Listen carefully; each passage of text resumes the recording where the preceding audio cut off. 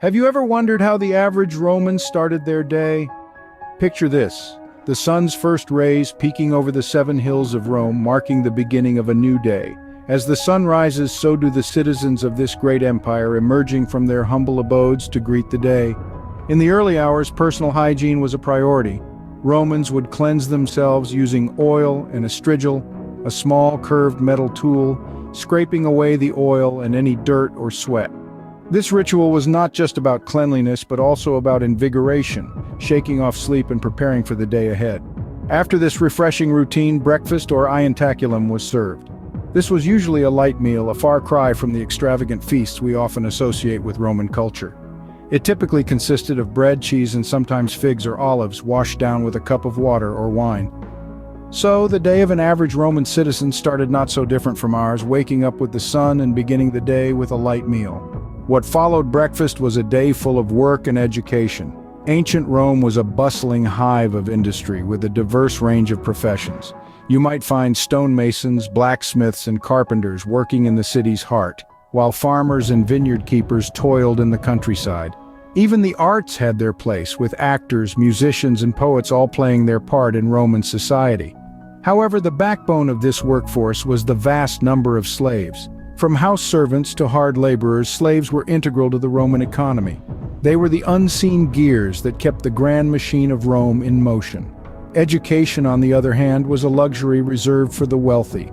Children of affluent Romans were tutored at home, learning a curriculum focused on rhetoric, philosophy, and literature. In contrast, the children of the less privileged often learned their parents' trade, with formal education being a rare privilege. Gender played a significant role in both work and education. Men were the primary workers and scholars, while women were often confined to the domestic sphere. They managed the household, raised children, and on occasion ran their own businesses. But let's not forget, there were exceptions to every rule, and Rome was no stranger to influential women and self-made men. A person's role in society was not always a given, but rather something that could be shaped, challenged, and even changed. So work and education were integral parts of the Roman day, with clear societal roles and expectations. After a hard day's work, how did the Romans unwind? Picture this: the daily grind is over and it's time to relax. What's on the agenda? For the Romans, leisure activities were not just for fun, they were essential for relaxation and social networking. In the afternoon, the public baths, known as thermae, were the place to be. These weren't just for bathing, oh no, they were a social hub. An ancient equivalent of our modern-day spa, if you will. You could take a dip in the hot or cold pools, get a massage, or even break a sweat in the gymnasium. Imagine men and women alike engaging in lively debates, discussing politics, or simply catching up on the latest gossip. Or perhaps you'd rather go to the theater? In ancient Rome, theater wasn't just entertainment, it was a way of life. Plays, pantomimes, and musical performances all were a part of the vibrant Roman cultural scene. And let's not forget the amphitheater, where gladiatorial combats and wild beast fights were held. A little more intense than our modern sports, wouldn't you say? And what about the simple pleasures? A leisurely stroll in the public gardens, a relaxed game of dice at the local tavern, or even a visit to the library. Yes, the Romans knew how to enjoy their downtime. Leisure, it seems, was as important to the Romans as work, providing a necessary escape from the rigors of daily life. Opening. As the day wound down, what did the Romans do? The Romans, much like us today, looked forward to the evening as a time to unwind, relax, and enjoy a hearty meal. This was often the largest meal of the day, known as cena. Cena was more than just a meal, it was a social event, a time when families would gather around the table to share food, stories, and laughter. In Roman society, the evening meal was a display of unity and familial bond. The Romans believed in the importance of family and social connections, and cena was a reflection of this. From the wealthy patricians to the humble plebeians, everyone valued this time of togetherness. For the wealthy Romans, cena was a grand affair.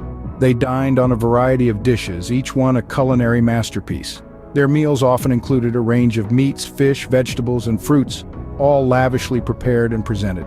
And let's not forget the wine, an integral part of Roman dining culture, sipped leisurely throughout the meal. But it wasn't just about the food. The meal was accompanied by music, poetry recitals, philosophical discussions, and sometimes even performances. It was a time for intellectual stimulation and cultural exchange. The less affluent Romans, on the other hand, had simpler meals, often consisting of bread, cheese, olives, and occasionally meat or fish. But the essence of cena, the sense of togetherness and camaraderie, remained the same, irrespective of social status. Socialization didn't end with the meal. Post-cena, the Romans often indulged in what they called conversatio, a form of after-dinner drinking party. Friends and family would gather, share stories, play games, and enjoy each other's company late into the night. So you see, the evening meal was a significant part of Roman daily life. It was more than just food. It was about family, camaraderie, intellectual discussions, and cultural exchange. It was a time to celebrate the simple pleasures of life, a time to appreciate the joy of togetherness. Closing. Evening was a time for food, family, and friendships, a time to relax and enjoy the company of others. As night fell, how did the city of Rome sleep? The answer lies in the daily routines and customs of its citizens. As twilight descended upon the cobblestone streets, the city transformed into a quieter version of itself. Households secured their homes, fastening doors and shuttering windows, a testament to the Roman emphasis on security and household safety. Yet the night was not solely a time of rest and safety precautions. Romans held a deep belief in the nocturnal deities, such as Nox, the goddess of night, and Luna, the moon goddess. Their nightly prayers and rituals were a significant part of their routine, an intimate connection to the divine that guided them through the dark hours. And so, as the city of Rome slept, another day in the life of an ancient Roman citizen came to an end, only to start again with the rise of the sun.